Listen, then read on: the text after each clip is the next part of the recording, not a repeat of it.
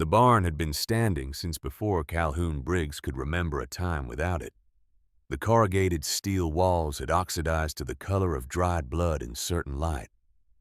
And in the early morning, when the Texas sun was still low and cutting sideways through the gaps in the roof boards, the interior held a particular quality of stillness that Calhoun had never found anywhere else in his 72 years. It was the stillness of things that had been waiting a long time and had made their peace with waiting. He stood in the center of the dirt floor at 6 in the morning, 6 months before the day that would change everything, and looked at the two shapes under the canvas tarps. He did not lift the tarps. He just stood there in his work clothes with a cup of coffee cooling in his left hand and looked at the shapes, the way a man looks at something he has been thinking about for a long time and is not yet ready to say out loud. He reached out and placed his right palm flat against the canvas over the nearer machine. The steel beneath was cold from the night. He felt the solidity of it, the cast iron density of a machine built in a time when things were built to last, rather than built to be replaced. He held his hand there for 5 seconds. Then he said quietly to no one in the barn, "Not yet." He pulled his hand back, finished his coffee, walked out into the early morning light, and closed the heavy wooden doors behind him.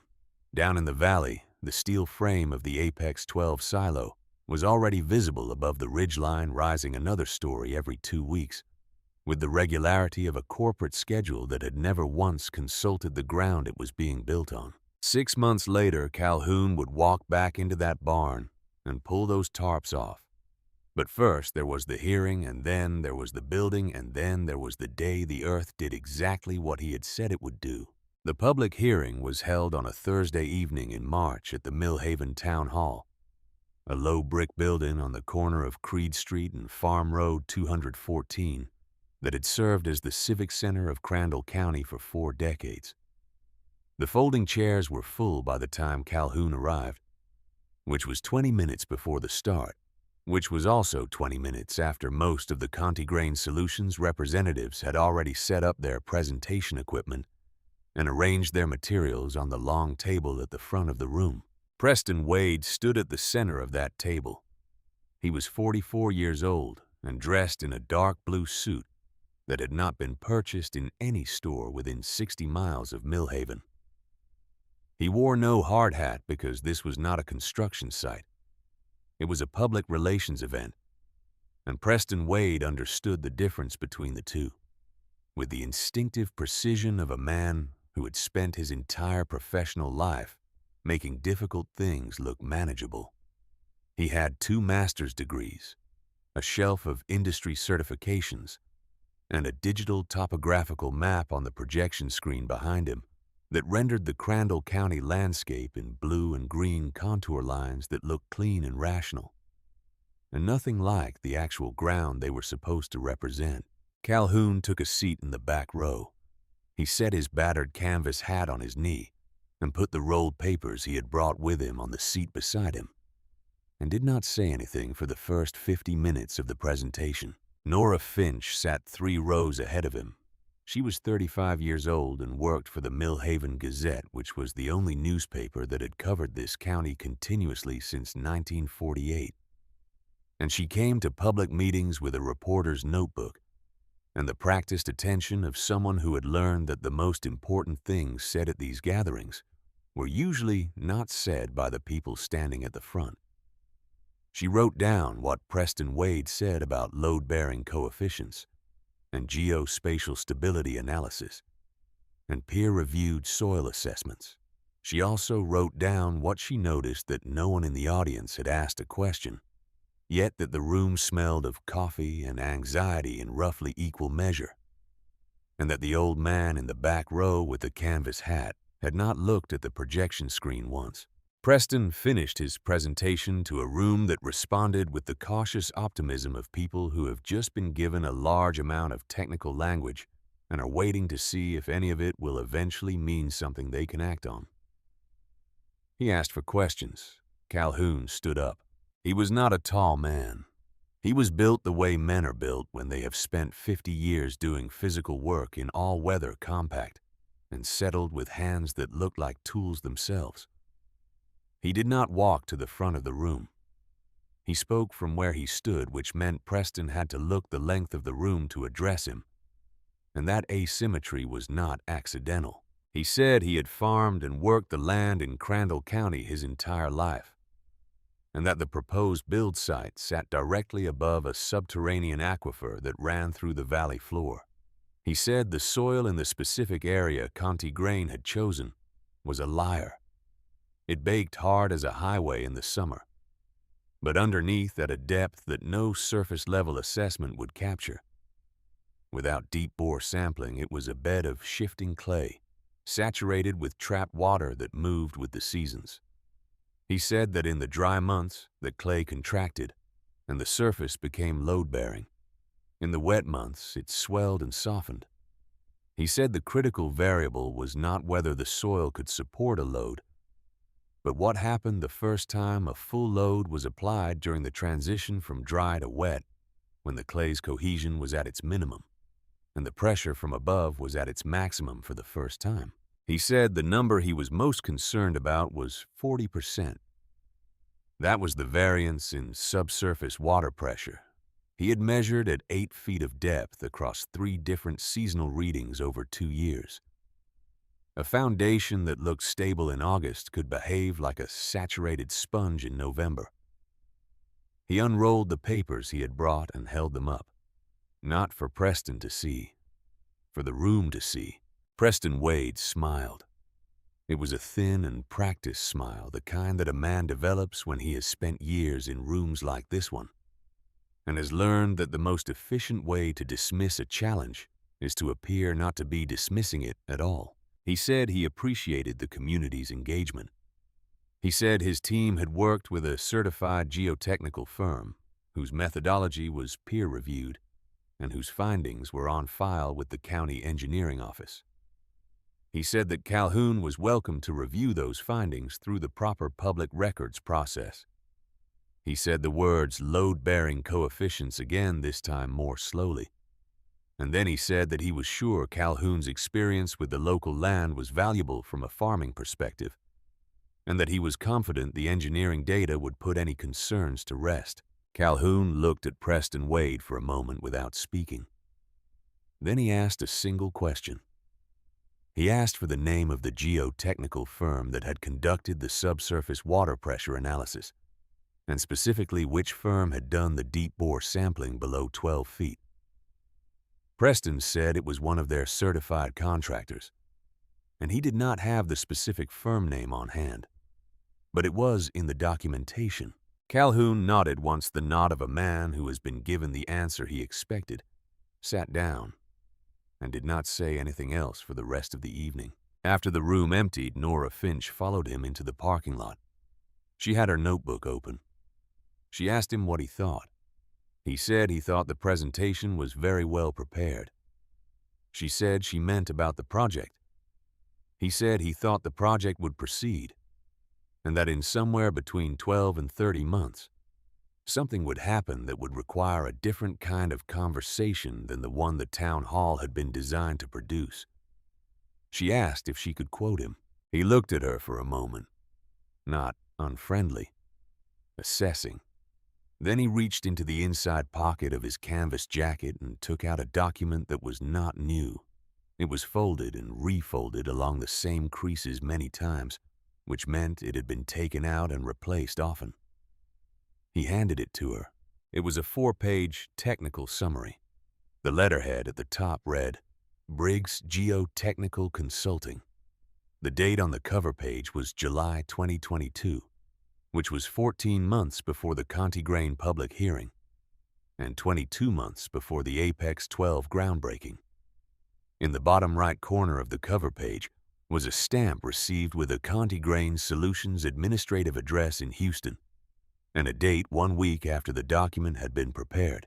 They had hired him to assess the site. He had assessed it. They had received his report. They had thanked him with a check and continued the project. Nora looked at the document for a long time without speaking. She asked if she could print this. Calhoun said not yet. He said if she printed it now, Conti Grain would have a communications team and 3 attorneys managing the story within 48 hours.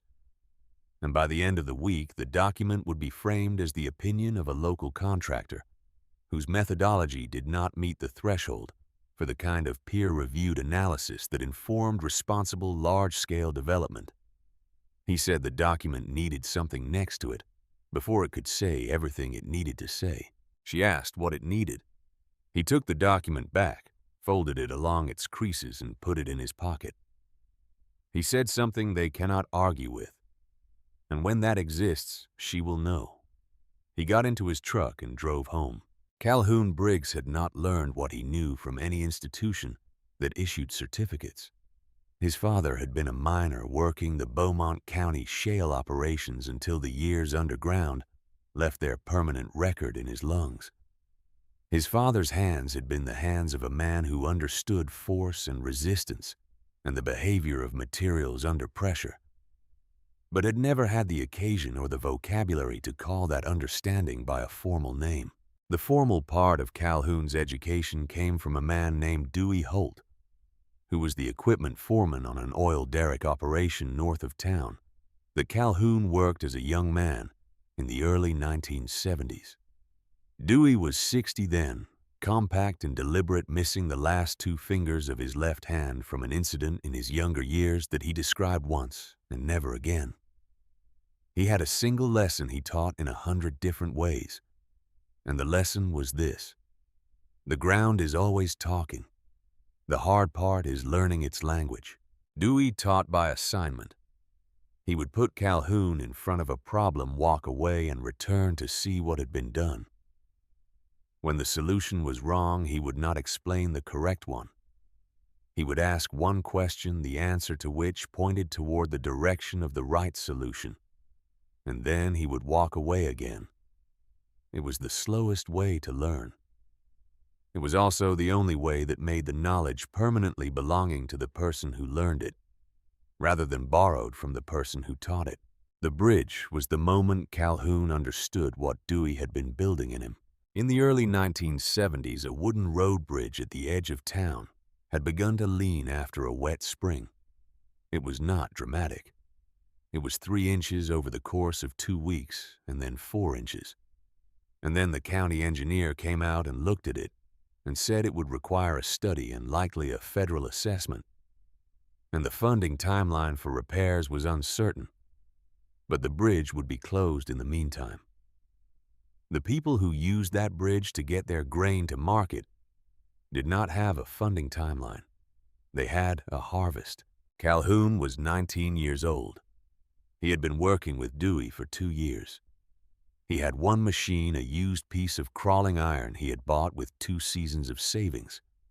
He also had a salvaged steel beam from a demolished structure outside of town, 3 lengths of heavy chain, a come-along, and the specific understanding of horizontal force and buried anchor points that Dewey had transferred to him the slow and permanent way. He spent 3 days on the repair. On the first day, people came to watch and then left when it became clear nothing dramatic was going to happen quickly. On the second day, 2 of them came back with questions. On the third day, the bridge was straight and the road was open. Dewey came by on the 4th day, looked at the work, looked at Calhoun, and said, "That will hold." It held for 31 years. Dewey died in the late 1980s. Calhoun kept his machine and bought a second one over the following decade when the opportunity came.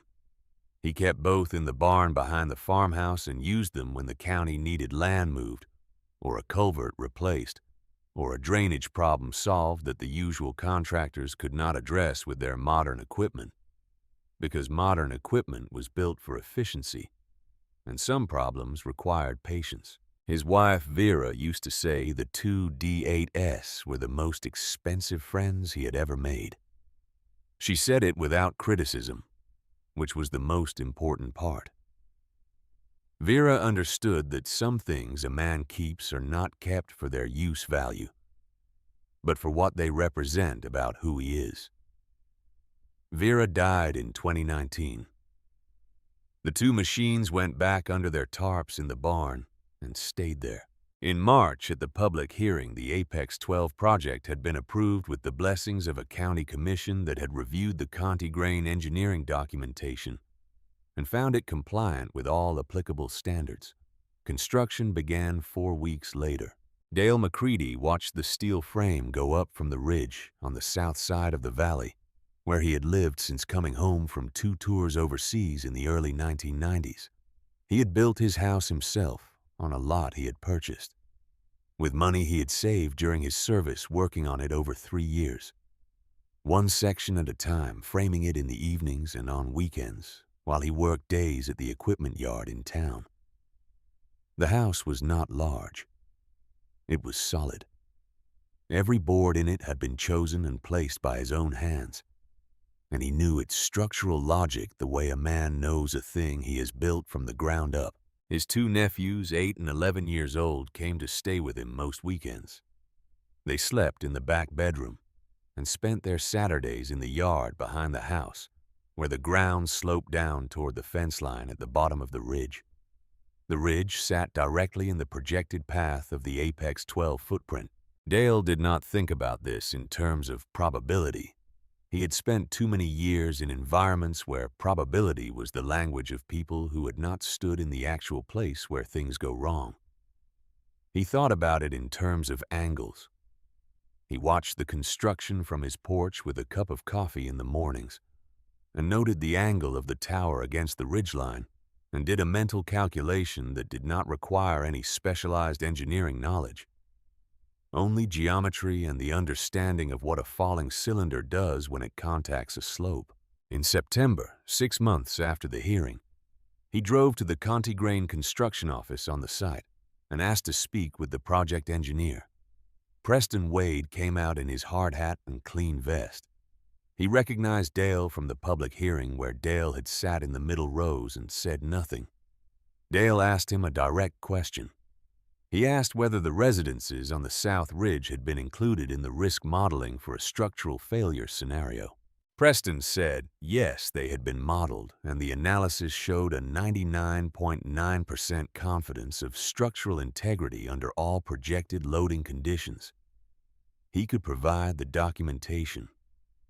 Dale looked at him, not hostile, measuring.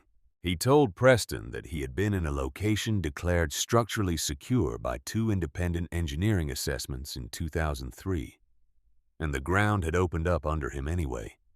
He said he was not questioning the math. He was asking whether Preston himself believed the math. Preston said the data was what it was.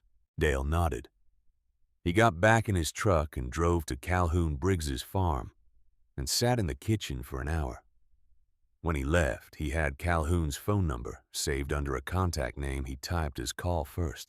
Lucas Ward was 28 years old and had been with Conti Grain Solutions for 14 months when the Apex 12 first loading was scheduled. He had graduated from Texas A&M with a structural engineering degree and a minor in geotechnical analysis, and he had spent the first year of his career in an office in Houston, reviewing specifications and occasionally visiting sites for what the senior engineers called ground truth checks, which mostly meant standing near a completed structure and confirming that it looked like the drawings. He had never been present for a first loading of a structure at full capacity. He had asked to be assigned to it. Preston had approved the request, partly because he needed bodies on site and partly because there was a supervisory value in having younger engineers witness the smooth operation of a project in its final phase, which was the story the data was supposed to tell. Lucas was given a laptop connected to the Foundation sensor network and assigned to monitor the readings from 12 pressure sensors embedded in the concrete pad at intervals across its footprint. His job was to log readings every 15 minutes and flag any deviation that exceeded the projected variance by more than 10%. The loading began at 7 in the morning. By noon, they had placed 1,400 tons of winter wheat into the structure. Lucas's laptop showed the sensor readings in a color-coded grid. 12 sensors, 11 of them green, One of them, sensor 7-S in the southeastern quadrant, showing a reading that was within tolerance at noon but trending in a direction that the grid's predictive modeling suggested would reach the flag threshold by mid-afternoon. At 2:22 in the afternoon, sensor 7S crossed the threshold. The deviation from the projected model was 18%. Lucas picked up his radio and called Preston.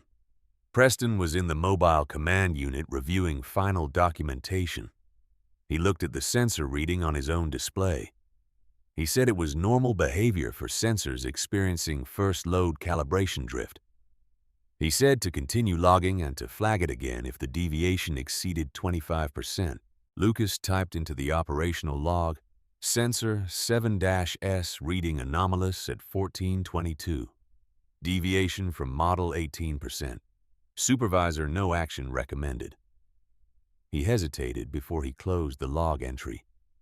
He looked at the southeastern corner of the foundation through the mobile unit's window. He looked back at the screen. He submitted the entry and went back to monitoring. At 4 in the afternoon, the loading was complete. 2,000 tons of grain inside a 100-foot steel tower sitting on a concrete pad over a subterranean aquifer. In the transition from dry season to wet, at the exact moment when the clay substrate beneath the foundation was at its minimum cohesion. The earth did not give way immediately. It gave way the way tired things give way gradually, and then all at once. The first indication was a sound that was not a crash and was not an explosion, but was something older and more fundamental than either a deep, resonant groan that traveled through the bedrock of the valley and came up through the soles of every boot on the site simultaneously, as though the ground itself had found a voice. Then the southern edge of the concrete pad sank. Not slowly. 3 feet in under 2 minutes, the foundation tilting as the saturated clay beneath the southeastern quadrant liquefied under load and moved laterally rather than compressing vertically exactly as Calhoun's 2022 report had described it would. The apex 12 shifted. The inclinometer in Lucas's laptop jumped from 0.2 degrees to 6 degrees to 9 degrees in the time it took him to read the numbers. He stood up from his chair. The mobile unit was vibrating from the stress sounds coming off the structure. Through the window, he could see the silo's shadow moving across the ground. The slow, terrible arc of 2,000 tons of steel and grain finding a new angle. Preston saw it at the same moment. He put down his documentation.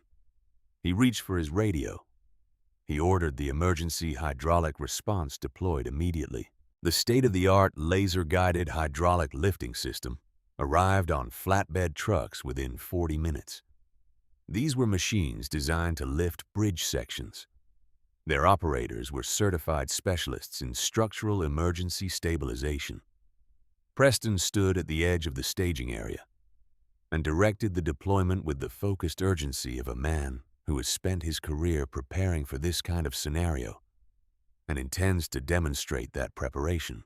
The steel plates were wrestled into position in the mud at the base of the sunken foundation edge. The hydraulic rams were extended into position. The generators were started. Preston typed the synchronized lift command into his control laptop. The rams extended. The pressure gauges climbed. The mud accepted the hydraulic rams the way a drowning man accepts more water. The pressure that was supposed to lift the foundation instead drove the jack bases straight down into the saturated clay. The same clay that had failed under the silo's weight, now failing under the jacks.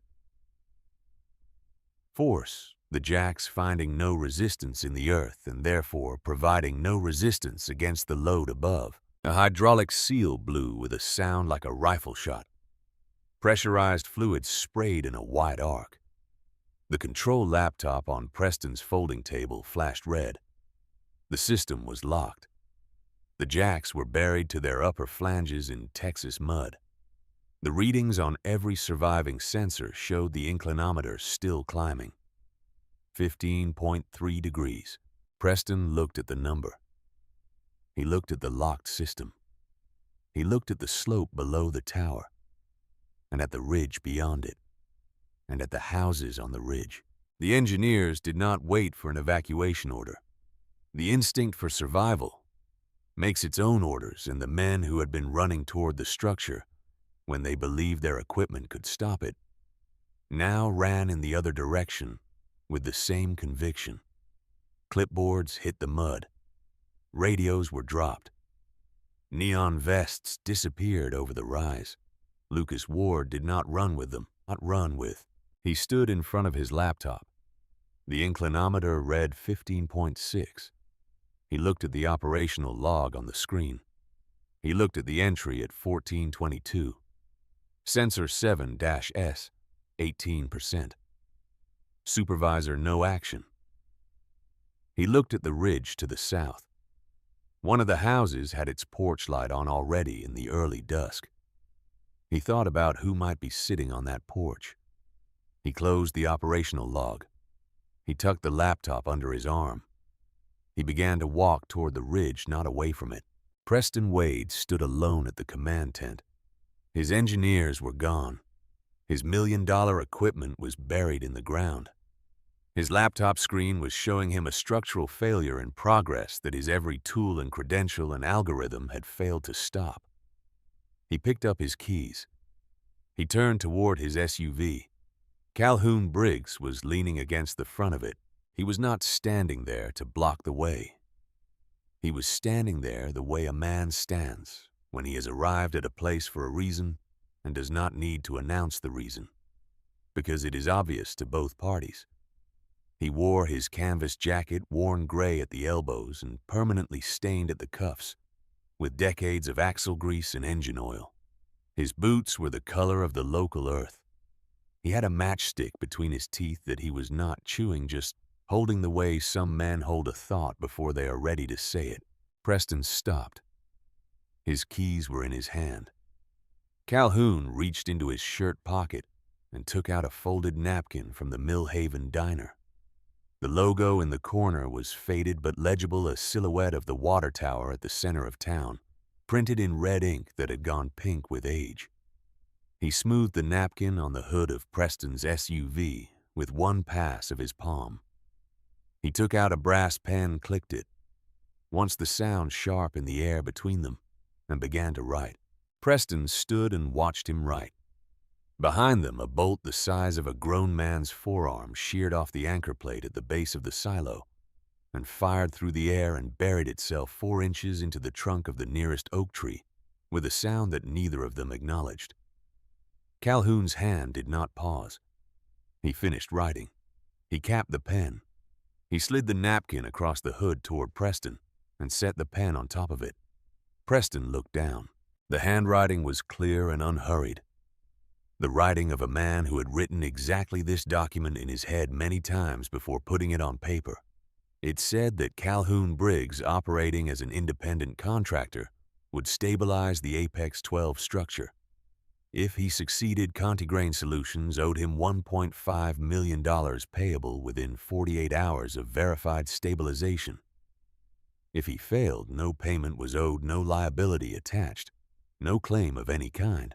Preston made a sound that was half laugh and not quite anything else. He said the number was insane. He said Calhoun was an old man with a tractor, and his engineering team had just failed with the best equipment money could buy. He said nobody could fix this. He said it was over. Calhoun did not argue. He pointed the brass pen at the bottom of the napkin. Preston looked at the old man's eyes. He had been in rooms with many kinds of confidence in his career. The confidence of people who believed their data. The confidence of people who had powerful backers. The confidence of people who had been right before and expected to be right again. What he saw in Calhoun's eyes was not any of those things. It was something quieter and more complete, the kind of certainty that does not need an audience, because it has already settled the question internally and is simply waiting for the external world to catch up. Preston's hand was shaking when he picked up the pen. He pressed it to the napkin. He scrawled his signature across the bottom, the signature of a man who believed he was signing a document that would never be collected, on that the old man would either die under the steel or be proven right in a way that Preston's mind could not currently make room for. He set the pen down. Calhoun picked up the napkin. He blew on the ink. He folded it along a single crease and put it in his chest pocket. Then he asked one question. He asked Preston if he had read the 2022 report. Preston stopped with his keys in his hand. He did not look up. 3 seconds passed. He said, "Good Luck" got into his SUV and drove it to the high ridge above the site where his remaining engineers were already gathered, watching through binoculars. Calhoun watched the SUV go. The question had not been answered, which was itself an answer, and he had known before he asked it what the answer would be. He turned and walked down the dirt road toward his property, moving at the pace of a man who has calculated everything that needs calculating and is now simply walking from where the problem is to where the solution has been waiting for 2 years under a canvas tarp in a corrugated steel barn. Before Calhoun Briggs walked into his barn that evening, he had been planning this exact sequence of actions for 22 months, not hoping, not preparing in the loose and optimistic sense of the word, planning in the way that a man plans when he knows the outcome he is working toward and understands that hope is not a load-bearing material. The question Preston Wade had refused to answer was still in the air. It would stay there. Calhoun had not asked it because he needed the confirmation. He had asked it because Preston needed to carry it. There is a weight that comes from a question you cannot answer honestly, and a man who carries that weight is a man who will eventually have to set it down somewhere. And where he sets it down will tell you everything about who he actually is. Calhoun pushed the heavy wooden doors of the barn open and stepped inside. The last light of the afternoon came through the gaps in the western wall, in long horizontal bands that cut across the dirt floor and illuminated the dust still floating from his entry. The 2 shapes under the canvas tarps were exactly where they had been every day for 5 years. They had not moved. He had not needed them to move until now. He pulled the tarp off the nearer D8 with both hands, stepping back as the canvas fell, and the dust rose in a cloud that caught the last daylight. The machine beneath was not beautiful. It was a 1958 Caterpillar D8. A cable blade dozer built in an era when the engineering philosophy was mass over refinement, torque over technology service life measured in decades rather than warranty periods. The yellow paint had faded over the years to a chalky mustard that was chipped and scarred by a working history Calhoun knew in full because he had been present for most of it. There was no enclosed cabin, no air conditioning, no digital display of any kind. No microchip between the key and the engine.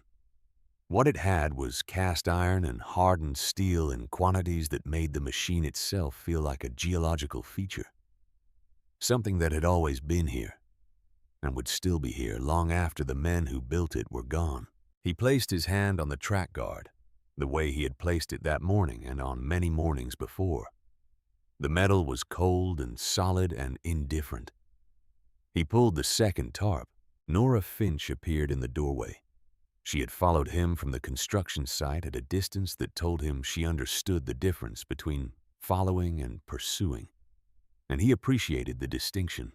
She stood at the threshold with her notebook in her hand and said nothing for a moment, looking at the 2 uncovered machines in the last light of the afternoon. He told her she could stay if she wanted to understand what she was watching, and that if she wanted to understand it, she had to watch without asking questions while his hands were busy. She came in. She stood to the side. She put her notebook in her pocket. Calhoun began the startup procedure on the first D8. This was not the kind of starting that involved turning a key and waiting.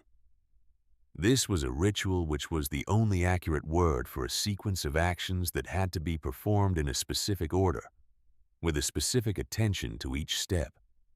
because each step prepared the conditions for the next, and skipping any one of them could leave you with a machine that would not cooperate when you needed it most.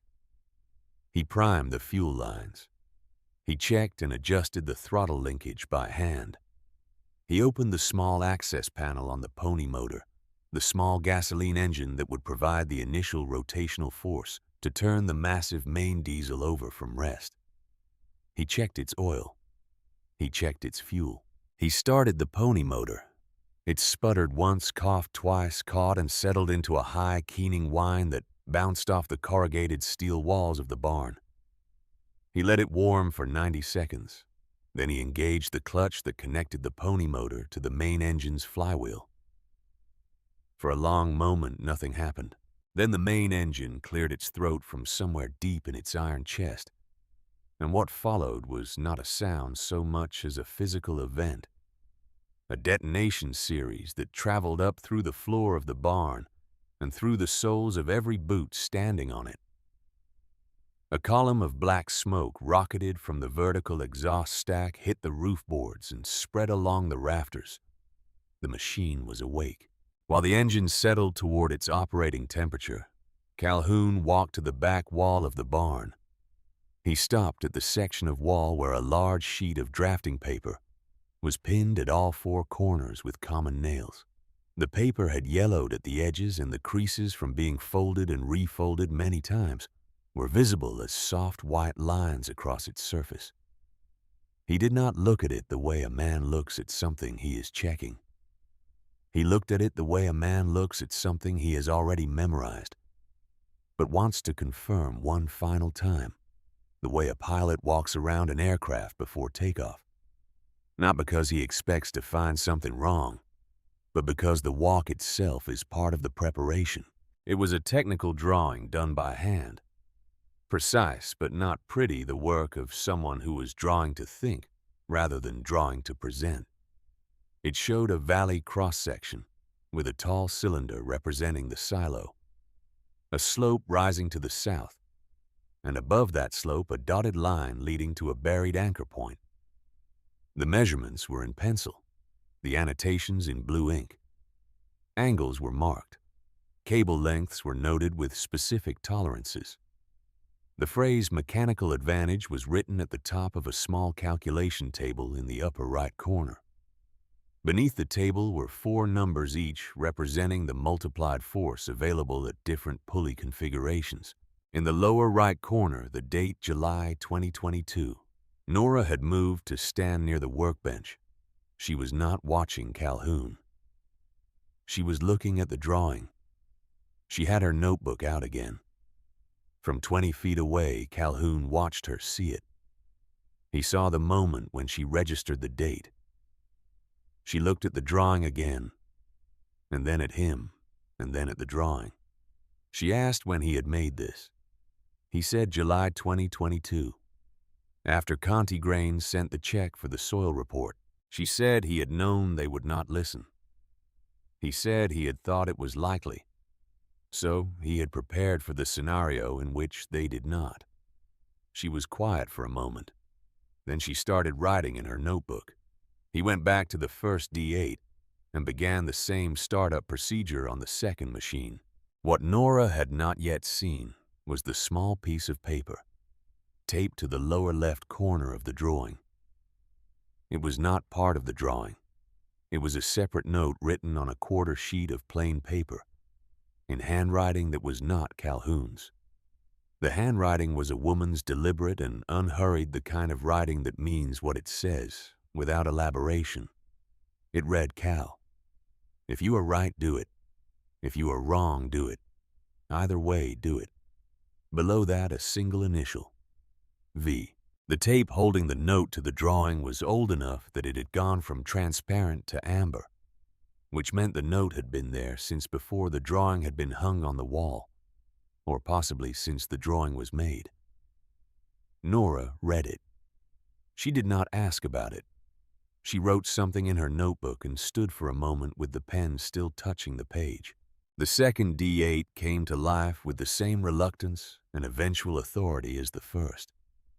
The barn was now a different kind of place, filled with the hammering of two diesel engines at idle, the smell of exhaust and hot iron, the vibration that moved through the wooden structure and could be felt in the chest. Calhoun stood between the two machines and checked each one in sequence, moving with the economy of someone who has performed these checks so many times that the sequence is below conscious thought. He climbed back onto the first D8. The steel seat had no padding. He had not expected padding. He engaged the tracks and drove it forward through the open barn doors and into the last light of the evening. Outside, the valley below was lit with emergency lights. The sirens from Millhaven's two police cruisers were audible from a mile away. The Apex 12 silo stood at its angle against the darkening sky, 100 feet of steel, holding 2,000 tons of grain at 15.6 degrees off vertical, its shadow falling across the ridge to the south, where the lights of the houses were still on. He drove the first D8 down the dirt road toward the site. The second would follow once he had positioned the first. He moved at 3 miles per hour, which is the speed of a crawling machine working against grade, and the sound of the engine carried across the valley floor and up the slopes on both sides, bouncing off the ridges in the way that sounds carry in Texas hill country, when the air is still and the sky is clear. On the high ridge to the north, Preston Wade lowered his binoculars. He had been watching the barn. He had seen the smoke from the exhaust stacks. His engineers had heard the engine sound before he did, and one of them had pointed. Preston raised his binoculars again, coming over the rise at the far edge of the site access road, moving with the patient mechanical certainty of machines that are not capable of hurry but are also not capable of stopping, were two columns of black diesel smoke rising from vertical stacks. The engineer standing next to Preston, a man named Garrett who was 36 years old and had a background in historical construction methodology, watched in silence for a long moment. Preston asked what he thought. Garrett said he was looking at a dead man anchor setup with block and tackle rigging.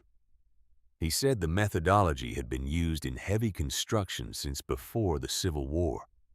He said in theory, if the anchor point was buried in stable ground and the mechanical advantage was set up correctly, the horizontal pulling force available from two machines of that size would be significant.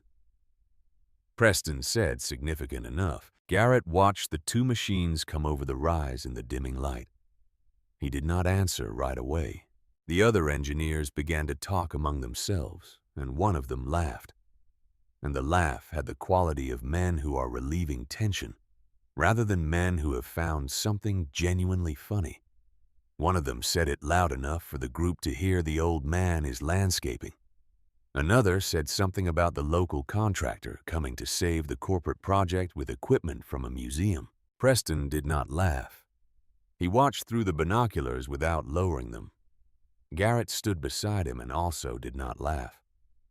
Down in the valley, Lucas Ward was not watching from the ridge. He had been moving since the moment the hydraulic system failed, and he had not moved toward the safety of the high ground. He had moved toward the ridge to the south. He had knocked on Dale McCready's door with the laptop still under his arm. Dale had opened it already, dressed for movement, which meant he had been watching from the porch long enough to reach his own conclusions without needing a presentation. 2 seats at the kitchen table, a map of the ridge unfolded. And Dale had already been in contact with 3 of the neighboring households before Lucas arrived. Lucas sat across from Dale at the kitchen table and felt the weight of the operational log in the machine under his arm. Dale was talking about which households had elderly residents who would need help with movement, which had children, which had vehicles, and which did not. He was not asking Lucas for information. He was telling Lucas what needed to happen and allocating tasks with the quiet efficiency of a man who had once been responsible for the movement of people in much worse conditions. At a pause, Dale looked at Lucas directly, not hostile. The same measuring look he had given Preston Wade 6 months earlier. He said, "You wrote it down at 2:22. Lucas said yes. Dale said, and nothing was done. It was not a question. Lucas did not answer it as though it were one. He set the laptop on the table. He opened it to the operational log. He turned it so Dale could see the screen. The timestamp was there. The deviation percentage was there. The supervisor notation was there in Lucas's own font. His own words unchanged from the moment he had submitted the entry. Dale looked at the screen for 5 seconds. Then he stood up, put on his jacket, and picked up the folded map. He told Lucas that the Northeast households needed someone to knock on doors, and that he would take the Southwest. He said they had perhaps 40 minutes before the police had a formal evacuation order, and that the people on this ridge should not be waiting for a formal order. Lucas put the laptop under his arm and followed him out the door. They worked the ridge for the next 30 minutes in the way that two people who have never met before, but have the same understanding of urgency, can work together, dividing the territory and moving through it without discussion, because there is nothing to discuss. Some households had already started moving when they arrived. Others needed the knock on the door and the simple information delivered without alarm. The silo is at 15 degrees. The evacuation is beginning. Take your essentials and go now. In the house at the end of the Northeast Road, an elderly woman named Ida, who was 83 and had lived on this ridge for 40 years, asked Lucas which way the silo would fall if it fell. He showed her on the map. She looked at it, nodded, said she had always thought the ridge was positioned wrong for that kind of structure, and picked up the bag she had already packed. Lucas walked her to her car. He stood in the road and watched her drive away from the ridge and felt the weight of the operational log and the timestamp and the notation in his own handwriting settle into a place in his chest that had not been available for that weight before tonight. He went back to find Dale.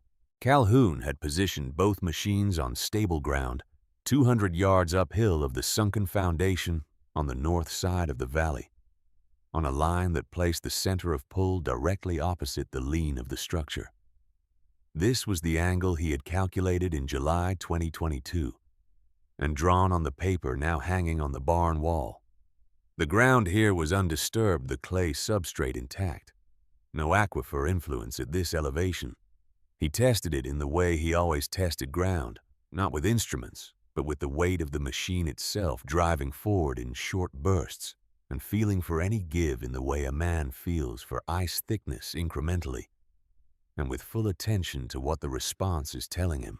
The ground held. He positioned the machines and set their blades, then walked back to the flatbed truck he had loaded before driving the dozers out.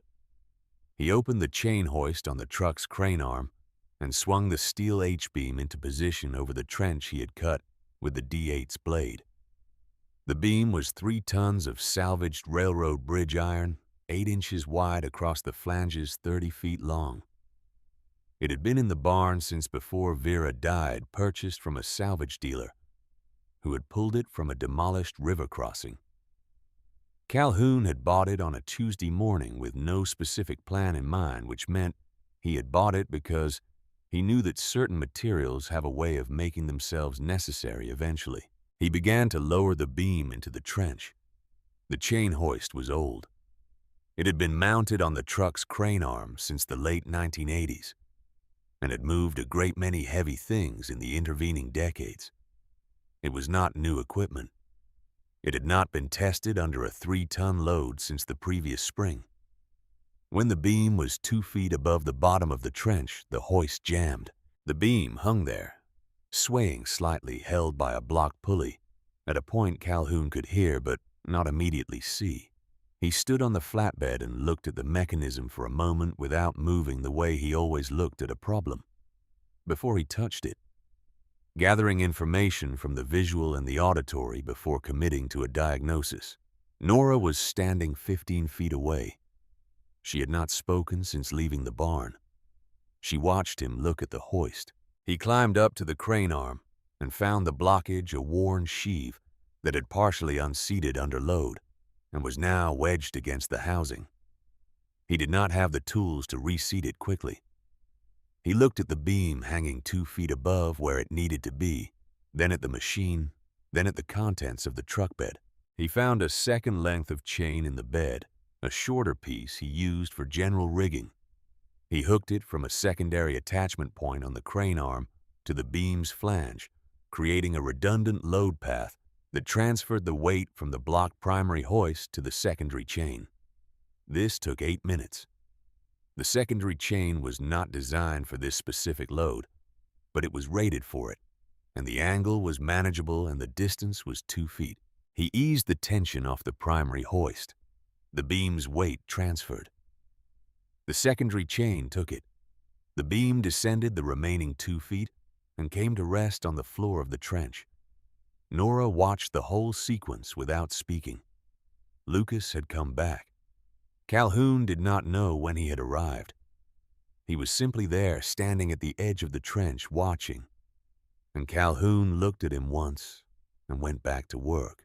Lucas said he thought the D8S would start pulling before the rigging was complete at this rate. Calhoun said that was why the rigging was being done correctly. Lucas was quiet for a moment. Then he said, "You knew the hoist would jam, didn't you?" Calhoun said no. He said he knew if it jammed, he knew what to do. Lucas asked him what the difference was between those two things.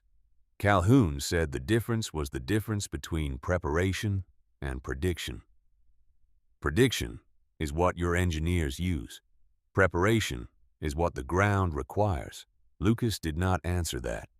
He found a shovel on the truck bed and began helping push the excavated earth back into the trench over the beam.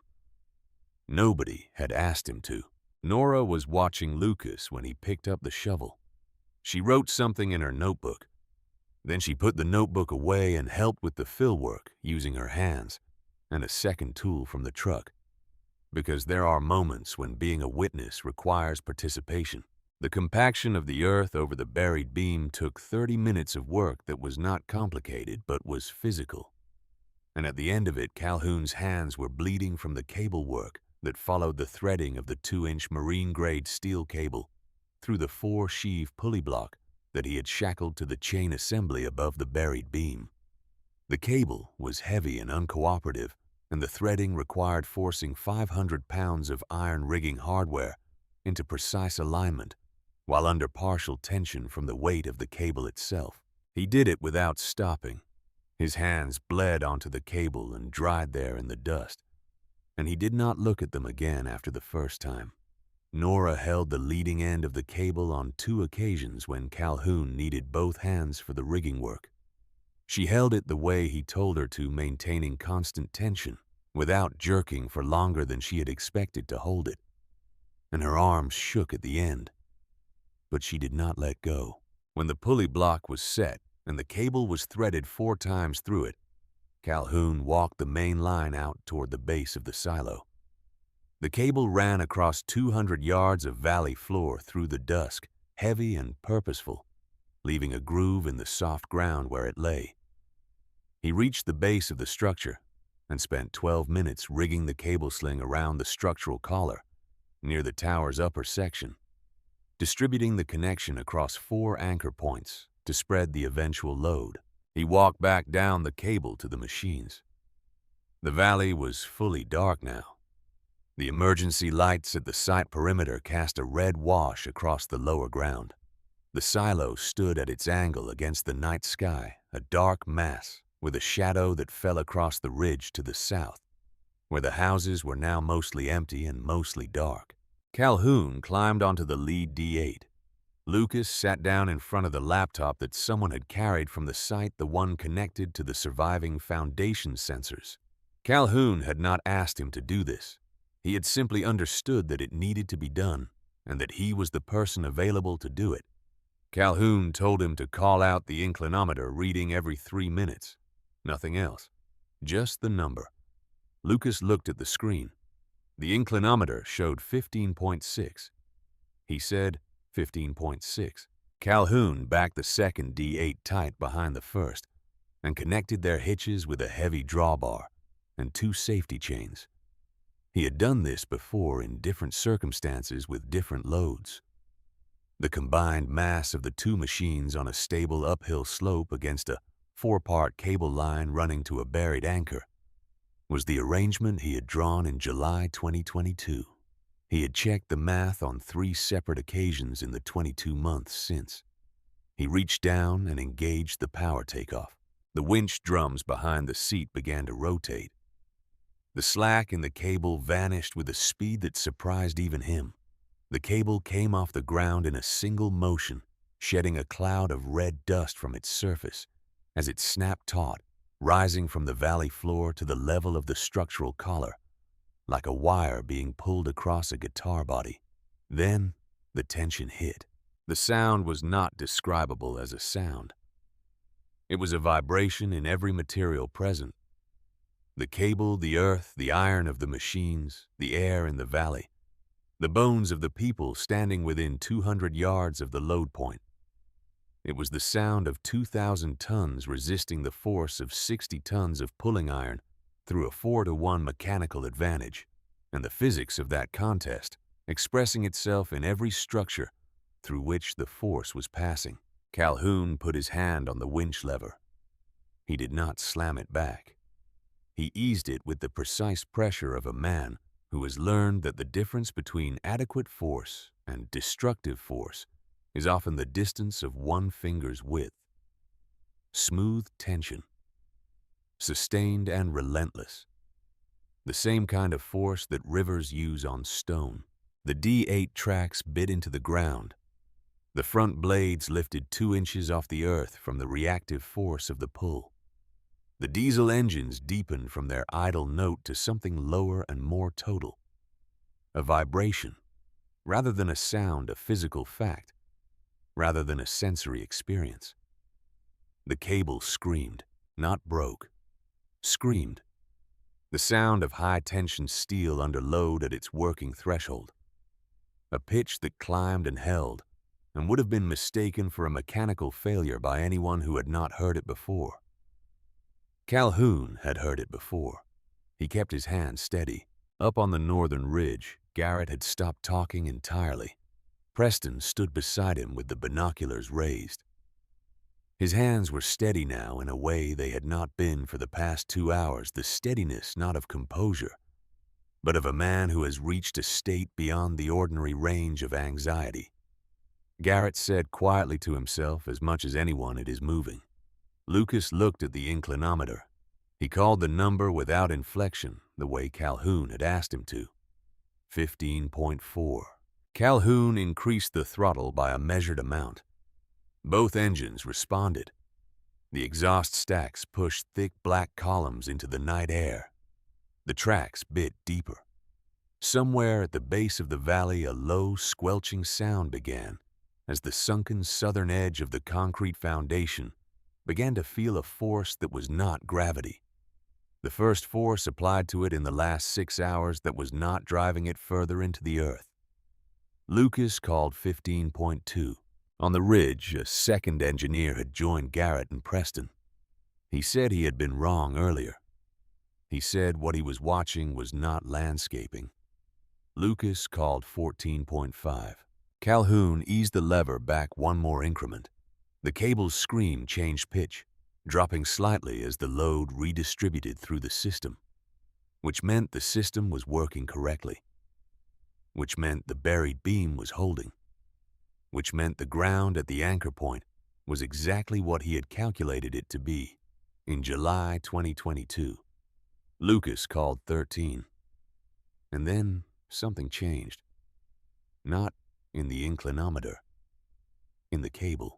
A section of the threading near the third sheave in the pulley block developed a sound that was distinct from the general cable tension, a tighter, more localized vibration that had a different frequency from the rest of the system. Calhoun heard it from the machine seat. He had been listening for it, had known it was possible because the cable was working at the upper range of its rated capacity, and the sheaves on the pulley block were not new. He did not stop the pull. He did not increase it. He made an adjustment to the lever that reduced the rate of winch rotation by approximately 8%. which reduced the peak tension in the problematic section by a calculable amount, which was the amount that the difference between the cable's current loading and its failure point required. The sound changed back. Lucas called 11. Nora had not moved from her position behind the machines. She was looking at the back of Calhoun's head, at the set of his shoulders, at the way his hands were positioned on the levers. She was not writing. There are moments that cannot be transcribed at the moment of their happening, and this was one of them. Lucas called 9. The squelching at the base of the silo was louder now. The sound of a concrete pad that had been held in mud for 6 hours being forced upward by a lever system that was using its own weight against it. The same earth that had pulled it down, now providing the resistance that the uplift required to be effective. Water began to move around the base of the foundation as the vacuum created by the rising concrete broke and equalized. Lucas called 7. On the ridge, Preston had put his binoculars down. He was watching with his naked eyes in the red wash of the emergency lighting. He had said nothing in 4 minutes. Lucas called 5. The cable made a sound that was not the screaming of before. It was the sound of a system that has found its working point and is sustaining rather than straining. The engines had deepened to their lowest register.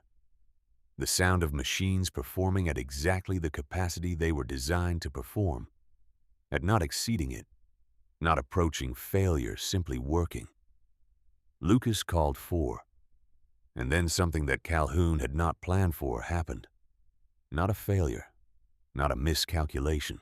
He felt it through the seat of the D8 before he heard it. A vibration in the track system that was different from the load vibration coming from the left rear drive sprocket. A grinding irregularity that appeared and then steadied, but did not disappear. A worn component in the final drive that had been acceptable at light duty was expressing its age under full sustained load. It was not going to fail immediately. It might not fail at all, but it was a variable he had not included in the calculation because it had not been a variable until this moment. He did not have a second D8 configuration available. He had one machine with a compromised final drive and one machine in tandem behind it. He sat with that for 2 seconds. Then he adjusted the load distribution between the two machines, increasing the contribution of the rear D8 through the drawbar by the amount he estimated the front machine needed to reduce to protect the drive component while maintaining total system output. The adjustment required both hands on different controls simultaneously for approximately 45 seconds. The grinding steadied. Lucas called 3. Nora was watching the back of Calhoun's hands. Lucas called 2. The valley was completely silent except for the engines and the cable and the sound of the earth giving back what it had taken. Lucas looked at the screen. He looked at it again. He called the number. 1. Lucas held the number in his mouth for a moment before he said it.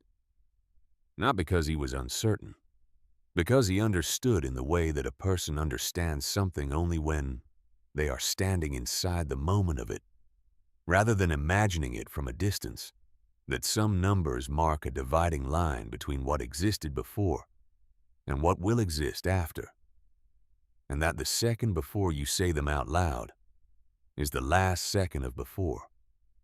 He said 0.0. The engines were still running.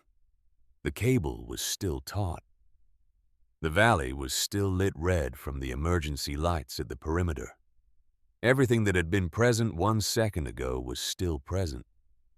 And yet, the quality of the air had changed in the way that air changes when a held breath is finally released by everyone in the same place at the same moment. The Apex 12 stood vertical in the dark Texas sky.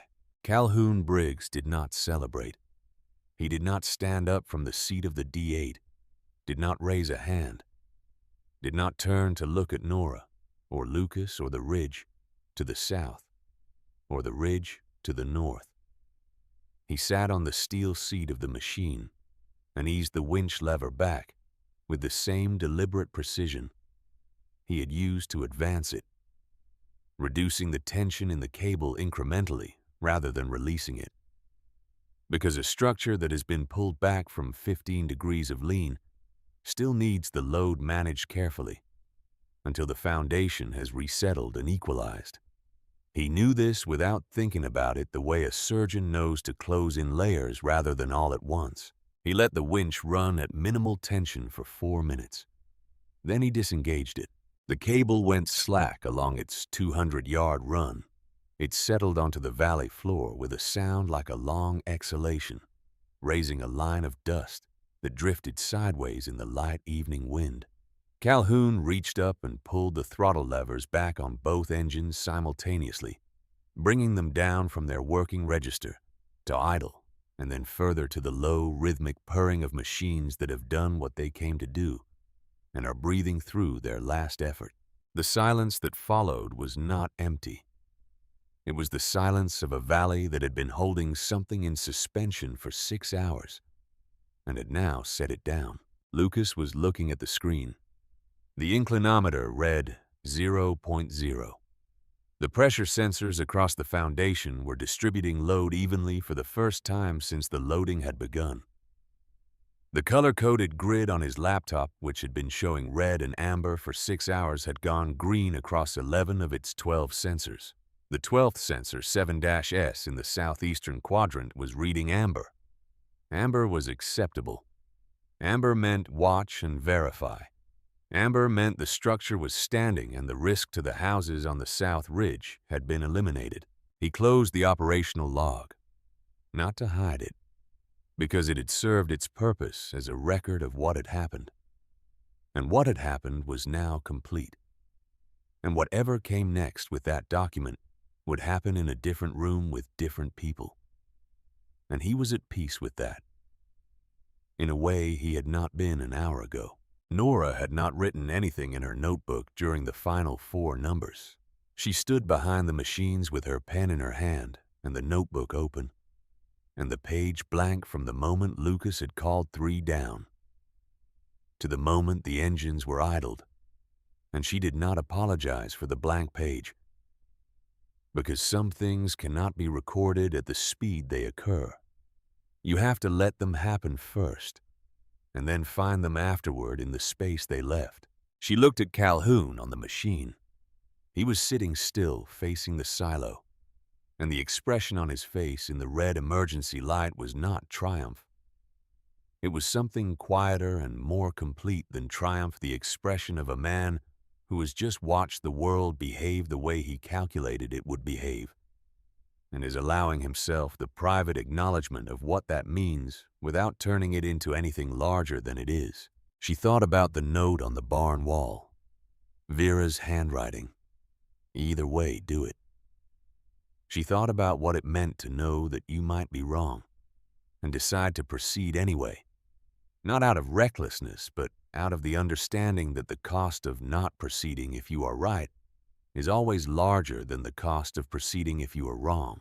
She put her pen to the blank page and wrote the first line of the article she would publish in the Millhaven Gazette 48 hours later, the article that AP would pick up and distribute nationally, the article that would be read in places where no one had ever heard of Millhaven or Crandall County or the Apex 12. The line she wrote was, he knew in July 2022. The descent from the North Ridge was slow, because people who have spent several hours watching something they believed was inevitable fail to happen, take time to reassemble their understanding of what is now true. Preston Wade came down last, which was the behavior of a man who was not in a hurry to arrive at what was waiting for him at the bottom. His engineers came ahead of him, most of them quiet, a few of them already on phones to supervisors in Houston, who would need to be told that the situation had resolved, and that the resolution had not come from the $100,000 of hydraulic equipment currently buried in the mud to their axles. Garrett walked the length of the cable on his way across the valley, following it from the base of the silo, back to the pulley block and the buried anchor point, and then up to where the machines sat. He did not say anything to Calhoun. He stood at the anchor point for a moment and looked at the compacted earth over the buried beam, and then at the silo standing straight against the night sky, and then at the rigging. He pulled a small notebook from his pocket and began writing things down. He would reference those notes a year later in a presentation at a structural engineering conference in Dallas, and the presentation would describe what he had observed in the Millhaven Valley with the careful precision of a professional who has witnessed something he cannot explain away and has decided that honesty about it is more useful than the alternative. Preston reached the valley floor and walked toward his SUV. He had parked it at the far edge of the site away from the equipment staging area, and the walk to it took him past the two D8s. He did not detour around them. Calhoun was on the ground by then, checking the cable connections at the structural collar, with a flashlight documenting the rigging condition in his own notebook, in the economical shorthand of someone who knows that proper records are part of the work and not an addition to it. He heard Preston approaching and continued what he was doing until he reached a natural stopping point. Then he turned. They stood 10 feet apart in the red wash of the emergency lights, with the silo behind Calhoun and the slope behind Preston and the cable between them on the ground. Preston said he wanted to ask one question, one honest question, and he asked it in the voice of a man who has been stripped of the register he normally operates in and is speaking from something lower and more genuine. He asked whether Calhoun would have done this regardless of whether the napkin was signed. Calhoun said yes. Preston said, then why did he need the signature? Calhoun said, because 30 houses cannot testify to anything but a signed contract. From a corporation is a document, and documents have uses that goodwill does not. He said the signature was not for him. It was for the process that would follow. Preston was quiet for a moment. Then he said he had known about the 2022 report. He said it not as a confession and not as an excuse, but as a fact that he needed to say out loud to someone who already knew it, because carrying a known thing silently is a particular kind of weight. He said he had taken the report to his superiors in Houston, and they had told him the project would proceed, and he had not refused the assignment. Calhoun listened to this without moving. Preston said he should have refused. Calhoun said he knew. Preston asked if he hated him for it. Calhoun said no. He said Preston had done what he had been trained to do in a system that rewards compliance and makes resistance expensive. He said that was not Preston's personal failure alone, it was a structure, and structures are harder to refuse than individual choices. He said the question of whether Preston's decision was right or wrong was not the important question. The important question was what Preston would do with this night for the rest of his career, and that question was Preston's alone. Preston stood with that for a moment. Then he said he had not expected to be told the truth. Calhoun said he had not told him anything he did not already know. Preston picked up his keys from where they had been in his hand the entire walk down the ridge. He walked to his SUV. He got in. He drove out of the Millhaven site and onto Farm Road 214 heading south, and the taillights of his vehicle disappeared around the bend at the bottom of the valley. And that was the last anyone in Crandall County saw of Preston Wade. He was terminated by Conti Grain Solutions 11 days later, which was 3 days after the company received the regulatory inquiry from the EPA Region 6 office, and 4 days after the Texas Commission on Environmental Quality opened a preliminary investigation into the project's soil assessment documentation. The termination was framed internally as a performance review outcome. The people who framed it that way used the word regrettable in the same email where they described the quarterly earnings impact of the Millhaven situation, and the word appeared in the same sentence in a way that made clear which of the two things was the more regrettable. The Conti Grain legal team arrived in Millhaven the following morning. There were 3 of them, which was 1 more than the situation technically required, and 2 more than it deserved. And their suits were the suits of people who have never worked in any weather and do not intend to start. The lead attorney was a man named Aldrich, who had spent 20 years making corporate problems smaller through the application of language. And he was very good at it in the way that a surgeon is very good at removing things efficiently and without sentiment.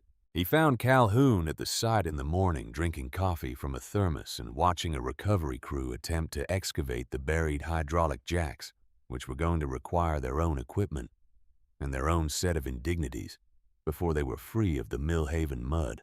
Aldrich looked at the napkin. He held it by one corner between 2 fingers as though the paper itself were a violation of some standard. He said it was legally unenforceable. He said it was a document of coercion produced under duress. He said that his client intended to pursue all available remedies for what he described with the particular confidence of a man who has said these words many times in many rooms as an act of extortion, facilitated by a manufactured emergency. Calhoun listened to all of this. He was sitting on the running board of his truck with his coffee thermos in his hand. He let Aldrich finish. Then he said, "Nora." Nora Finch stepped forward from where she had been standing. She had been there before Aldrich arrived. She opened the tablet she was carrying and turned it to face the attorney. The screen showed her article published that morning in the Millhaven Gazette and already redistributed by 2 regional papers. Below the article were 3 documents she had attached as supplementary material. The first was a photographed copy of the 2022 soil report with Calhoun's name on it, and Conti Grain's receipt stamp on the cover. The second was a screenshot of Lucas Ward's operational log, including the 1422 timestamp, the 18% deviation, and the supervisor notation. The third was a confirmation email from the EPA Region 6 Public Affairs Office, acknowledging receipt of the submitted documentation and indicating that a formal review had been initiated. She told Aldrich the email had been sent the previous evening before the sun went down, before he had boarded whatever flight had brought him to Crandall County that morning.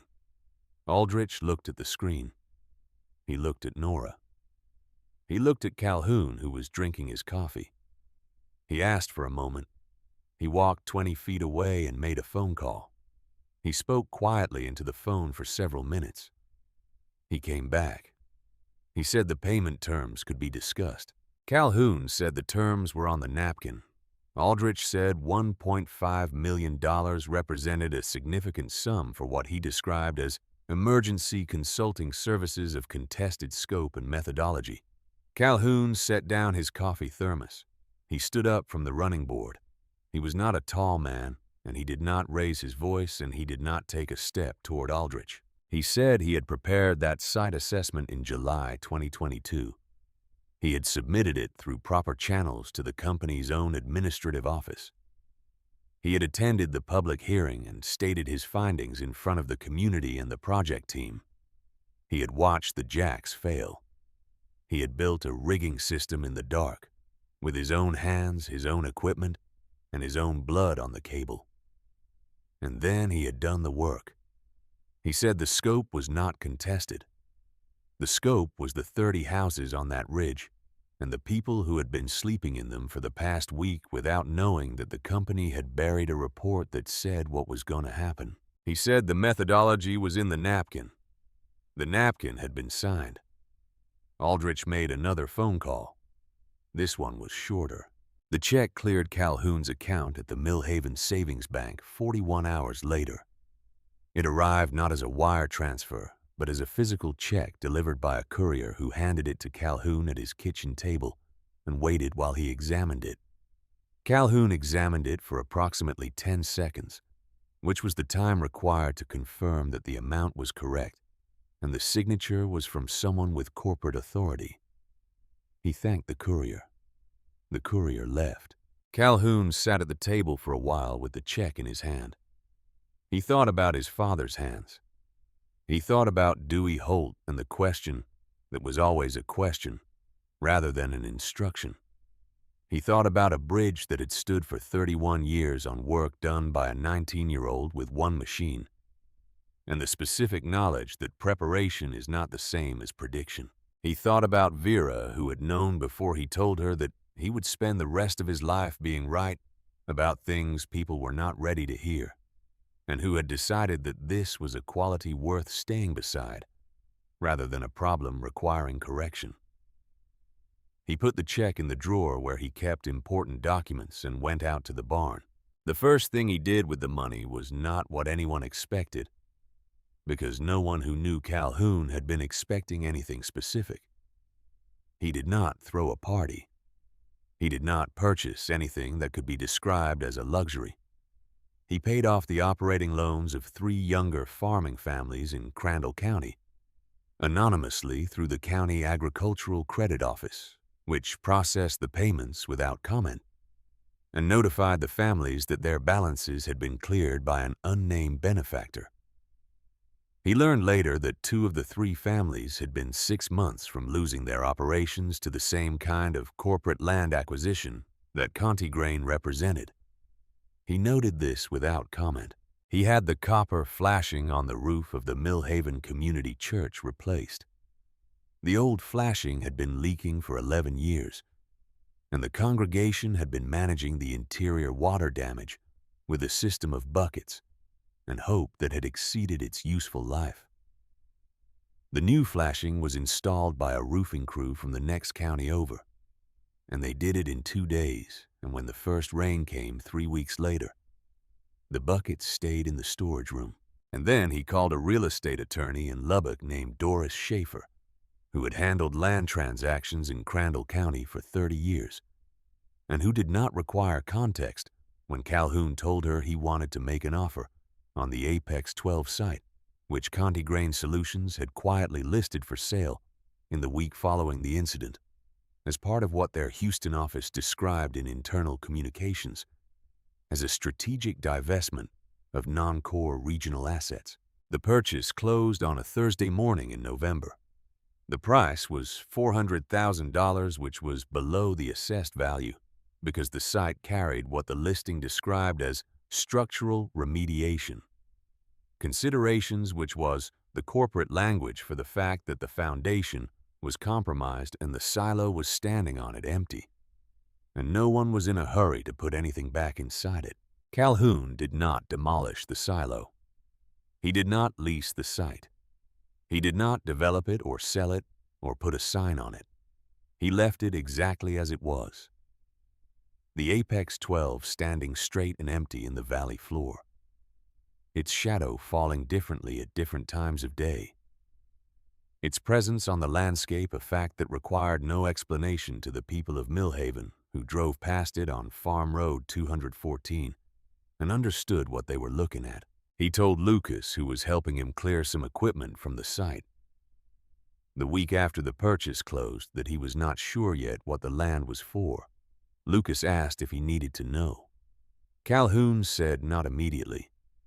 He said sometimes the purpose of holding something is to prevent it from being used in a way that causes harm, and that could be a sufficient purpose for a long time. Lucas said he understood that. Calhoun looked at him and believed that he did. Lucas had submitted his resignation from Conti Grain Solutions the previous week. He had not discussed it with anyone at the company beforehand, and he had not looked for another position before submitting it, which was the behavior of someone who has made a decision rather than managed a transition. He called Calhoun on a Wednesday evening and said he had been thinking about what Calhoun had said about preparation and prediction, and about the question Dewey Holt used to ask rather than answer. And he asked whether it was possible to learn the things Calhoun knew in a way that a university had not taught him.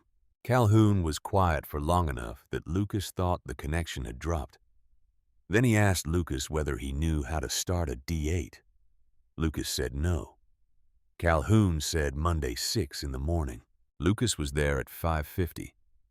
He learned the startup procedure incorrectly the first time in the specific way that people learn things incorrectly when they are applying logic rather than attention.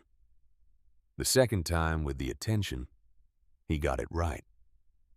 Calhoun handed him a shop rag and pointed to an oil seep under the left final drive without saying anything else, and Lucas went to look at it. And the morning passed in the way that mornings pass when the work is real. And the teacher does not waste words. Dale McCready came by the Briggs farm on a Saturday afternoon in October, 3 weeks after the silo had been pulled straight. He did not call ahead. He came because this was the kind of visit that does not require a phone call. The kind where the purpose is not to exchange information, but to be present in the same place as a person who was present when something important happened. He brought a casserole his sister had made because that was what was appropriate, and he set it on the kitchen table and sat down. And Calhoun poured coffee. And they sat for a while without speaking in the way that two men who have been through something together can sit when there is nothing left to explain. Dale said thank you. Calhoun said he had been the one to knock on doors. Dale said he had just knocked on doors. Calhoun said that was the most important thing that happened that night. He said the structures and the cables and the machines were the technical problem, and the technical problem had a technical solution. But the people on the ridge were a human problem, and human problems required someone to walk toward them rather than away. And Dale had done that before anyone told him to. Dale looked at the table for a moment. Then he said his nephews were asking when they could come back to stay. He said they had seen the news coverage, and the older one, the 11-year-old, had watched the video of the inclinometer reading dropping and had asked about it for 3 days straight. Calhoun said, "Bring them by the barn some Saturday." He said there was a machine that a boy who asked the right questions might find interesting. Dale said he would.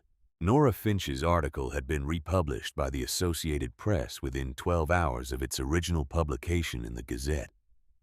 It was picked up by 17 papers in the first week, and by publications in 4 states within the month. She received 3 phone calls from larger newspapers offering positions in their features departments, and 2 calls from magazines, and 1 from a documentary production company that wanted to discuss optioning the story for a film. She declined all of them. She wrote a second piece for the Gazette 3 weeks after the first, a longer piece about the subterranean aquifer beneath the Millhaven Valley, and the history of the land and the people who had farmed it. And in that piece, she described what it had been like to hold the end of a cable in the dark, while a 72-year-old man with bleeding hands did something that no one around her had believed was possible. She wrote about the note on the barn wall. She described the handwriting without identifying who had written it because some things belonged to the person they were written for. And she had enough to tell the story without taking that.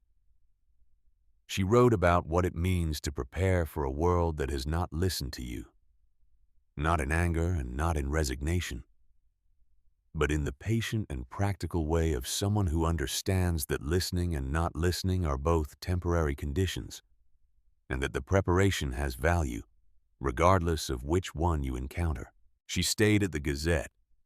She drove past the Apex 12 on her way to the office most mornings, the empty silo standing straight in the early light, and she did not find it a strange thing to see.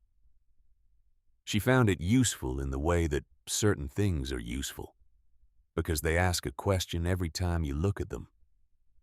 The question the silo asked was, "What do you know that you have not yet been asked to prove?" She was still thinking about how to answer it. 4 universities in Texas incorporated the Millhaven structural incident into their geotechnical engineering curriculum within the following year. The case studies used different framings and different emphases, and they cited different aspects of the technical methodology as instructive. But all 4 of them included the same element in their analysis: the 2022 Soil Assessment Report, its submission to the project team, its contents, and the decision not to act on it. 3 of the 4 named the assessment's author. The 4th described him only as an independent contractor with direct knowledge of local geologic conditions, which was accurate as far as it went. but missed the more important part, which was that the knowledge had not come from instruments or from methodology, but from 50 years of standing on the same ground and learning its language. One of the professors who developed the curriculum, a woman at Texas A&M named Dr. Vance, who had been teaching foundation engineering for 18 years, sent Calhoun a letter in December. It was a handwritten letter which she said was deliberate because she felt that an email would not adequately convey what she wanted to say. She said she had been teaching her students about soil behavior and load distribution and failure modes for nearly 2 decades, and that the Millhaven case had taught her something about the gap between what can be modeled and what can be known that she had not had a clean way to articulate before. She said she would be grateful if he was ever willing to speak to her students. She included her phone number. Calhoun read the letter twice. He folded it and put it in the drawer with the documents. He had not yet decided whether to call. On the evening of the day the land purchase closed, Calhoun walked back to the barn after supper. The sun was going down over the western ridge, and the light was the kind that makes the corrugated steel walls of old buildings look like they have absorbed everything they have witnessed and are holding it at a temperature slightly above the air around them. He opened the heavy wooden doors. The 2 D8s stood in the center of the dirt floor. He had left them uncovered since the night of the pull. They were dirty from the valley work and from the recovery operations afterward, caked with Millhaven clay in the track assemblies, and across the lower shields the specific rust-red color of the local earth. He had cleaned the cable and inspected the rigging and replaced the worn sheave in the pulley block and done all of the post-work maintenance that a working machine requires. But he had left the machines themselves, as they were wearing the evidence of what they had done. He walked to the first one. He placed his hand on the track guard, the way he had placed it on 100 mornings before this one, and on the morning 6 months ago, when he had said not yet, and on every morning between when he had walked in and looked and walked back out without lifting the tarps. The metal was cold. It was always cold in the evening. He thought about the moment after Lucas had called one the second before the final number, the last second of before. He had known then that the system was working, and that the geometry was correct, and that the ground at the anchor was holding. He had known this because he had calculated it 22 months earlier, and checked it 3 times and built the system in the dark with his own hands. But knowing and having it be true are 2 different events, separated by the time and the work between them. And when the gap finally closed, when the knowing and the true arrived at the same number on the same screen at the same moment, what he had felt was not surprise and not pride. He had felt Vera being right. She had said the world learns slowly. She had said it in the way that a person says something. They have watched you need to hear for a long time and have been patient about saying. And she had been right about the speed of the learning the way she was. Right about most things that she allowed herself to say out loud after thinking them through. But she had also been right about the direction of the learning. The world had learned tonight, not because anything had collapsed, not because 30 houses had been destroyed, and the loss had made the lesson undeniable. The world had learned because one man had done the right calculation and built the right system and held the lever steady and let the number come down by itself. And the learning had happened in the watching rather than in the aftermath of disaster. This was not the way it usually went. He knew that. He did not expect it to be the way it went next time or the time after. The world was not transforming. It was doing what it had always done, which was learn when it had to resist when it could, and occasionally when the conditions were exactly right, allow the thing that should have happened to happen before the cost of not allowing it was paid. He had been prepared for the cost. He had been prepared to do this work and have no one see it in time to have the cable hold the structure, while the houses below it were emptied, to pull the silo straight in the dark, while the town he had lived in his whole life was scattered across the county roads. He had been prepared for that.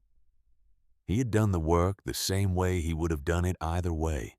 The fact that the people were not scattered, that the houses were still standing with their lights on, that Dale's nephews would come back next Saturday and probably the Saturday after that, was not the point of what had been done. It was the outcome. The point was the work. He pulled the tarps back over the machines, starting with the nearer one. The canvas settled over the iron with the softness of something that fits exactly the shape it is covering.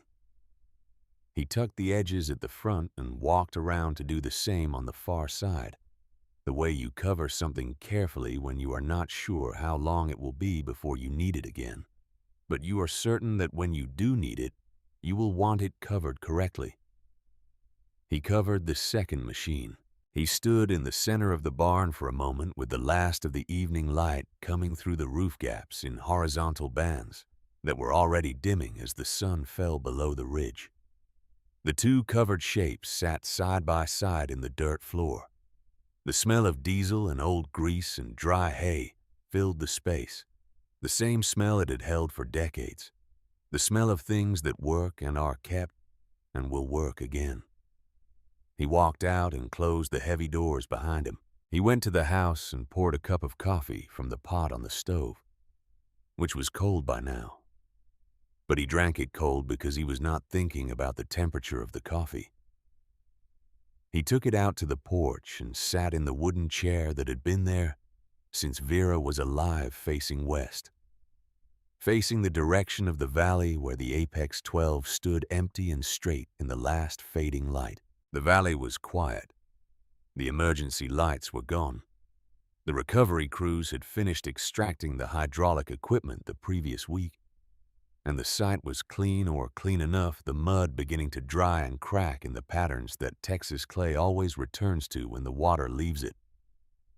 The silo was visible from the porch as a dark vertical line against the sky, unlit, unoccupied, standing on land that now had Calhoun's name on the deed. He did not know yet what the land was for. He had told Lucas this, and it was true. But he knew that not knowing was not the same as not caring, and that the right use for a piece of ground sometimes takes time to reveal itself. The same way the ground's own nature takes time and seasonal patience to fully understand. He drank the cold coffee.